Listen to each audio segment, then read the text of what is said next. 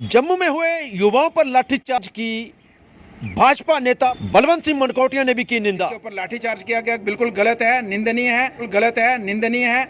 और वो नौजवान जो एग्जाम क्वालिफाई करके घर में पहुंचता है तो पता चलता है उसकी लिस्ट जो है कैंसिल हो गई है।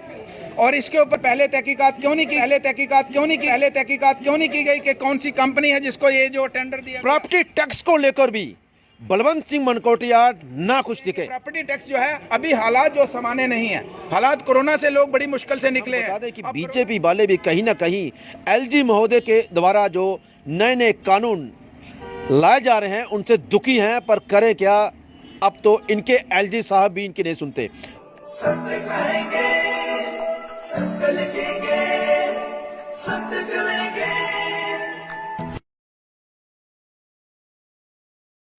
दैनिक स्टेट समाचार में आप सभी का स्वागत है। मैं हूं अरुण शर्मा।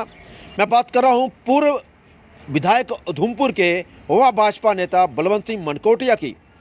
आज उनके द्वारा एक कार्यक्रम का आयोजन किया गया जिसमें उन्होंने अपने कार्यकर्ताओं के साथ बैठक की और इस बैठक के दौरान उन्होंने प्रॉपर्टी टैक्स लगाए जाने पर भी सवाल उठाए और जिन युवाओं के ऊपर जम्मू में लाठीचार्ज हुआ है उसकी भी इन्होंने कड़े शब्दों में निंदा की। प्रशासन की ड्यूटी ने प्रशासन की अपना जाना है कि बेरोजगार नौजवान ने की उसी ताकत की उसी निके लेवल पर आंकड़ा छोड़ी दो। बेरोजगार का जड़ा है उसे भी लेवल पर अगर तो उसी इग्नोर करने की कोशिश करके ये सारे सबने ऐसा घातक होना है। अगर एक आदमी एक नौजवान पढ़ी लिखी है, ग्रेजुएशन करता है, पोस्ट ग्रेजुएशन करता है, पीएचडी करता है, एमफिल करता है और उसके बाद वो एग्जाम देता है और क्वालीफाई करता है, उसके बाद कर भूलो लिस्ट कैंसिल नहीं होती है। कितनी देर तक चल सकता है?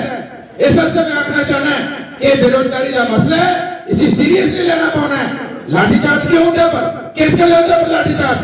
क्योंकि उन्हें एग्जाम क्वालीफाई कितने रहा, लिस्ट रद्द की थी, उन्हें खजल किया और अगर अपने हक की गल करा देते पर लाठीचार्ज किया पर इसने काफी गर्म तेवर के साथ बलवंत सिंह मनकोटिया ने इसका विरोध किया। आखिर बलवंत सिंह मनकोटिया भाजपा से हैं और वह भी जो कानून जो है वो जम्मू कश्मीर में नए नए लगाए जा रहे हैं उनके खिलाफ नजर आ रहे हैं। बीते दिनों हमने दिखाया था कि भाजपा के ही पवन खजूरिया वह भी प्रॉपर्टी टैक्स से नाखुश थे। उन्होंने कहा कि अभी समय नहीं है, अभी उचित समय नहीं है प्रॉपर्टी टैक्स का जो लगाया जा रहा है। और मनकोटिया ने भी कुछ इसी तरह से कहा कि अभी उचित समय नहीं है, प्रॉपर्टी टैक्स को लगाने से पहले जनता को इसके बारे में पूरी तरह से अवगत करवाना जरूरी था। तो आइए दिखाते हैं कि क्या कहते हैं बलवंत सिंह मनकोटिया।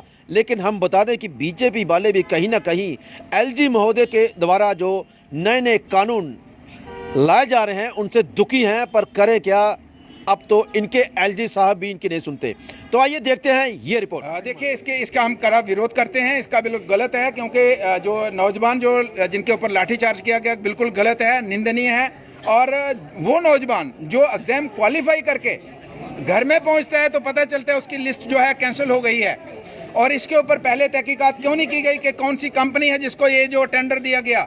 और उस कंपनी का अगर नाम पहले ही बदनाम था, युवाओं ने उसके लिए उसका नाम पहले भी चर्चा में आया कि ऐसी कंपनी को मत दीजिए, आप दोबारा उसको देते हैं और फिर उसकी लिस्ट को कैंसिल करते हैं। और फिर मैंने कई नौजवान मेरे से मिले जिनका पहली बार एग्जाम क्वालिफाई हुआ था और दूसरी बार जब वही एग्जाम दिया तो उनका क्वालिफाई नहीं हो पाया। तो सिचुएशन हर दिन बदलती है। आज मेरे घर की सिचुएशन अलग है, 2 साल बाद मेरी फैमिली की सिचुएशन अलग हो सकती है। तो बहुत से युवा हैं जिनकी सिचुएशन बदलने के बाद, उनके घर के हालात बदलने के बाद वो दूसरी बार एग्जाम क्वालिफाई नहीं कर सके, जबकि पहली बार पूरा ईमानदारी के साथ, मेहनत के साथ उन्होंने उस एग्जाम को क्वालिफाई किया था। और इस तरीके से अगर वो अपने अधिकार की बात करते हैं और उनके ऊपर लाठीचार्ज होता है, ये गलत है। हम प्रधानमंत्री मोदी जी से अपील करना चाहते हैं, इस तरीके के जो अधिकारी हैं जब ड्यूटी प्रशासन के अंदर बैठे हैं और आपकी छवि को और पार्टी की छवि और देश की सरकार की छवि को जो नुकसान पहुंचाने की कोशिश कर रहे हैं और जम्मू कश्मीर के युवाओं का जो फ्यूचर है उसको खराब करने की कोशिश कर रहे हैं, उनको चिन्हित किया जाए और उनके खिलाफ कार्रवाई होनी चाहिए। प्रॉपर्टी टैक्स को लेकर क्या प्रतिक्रिया?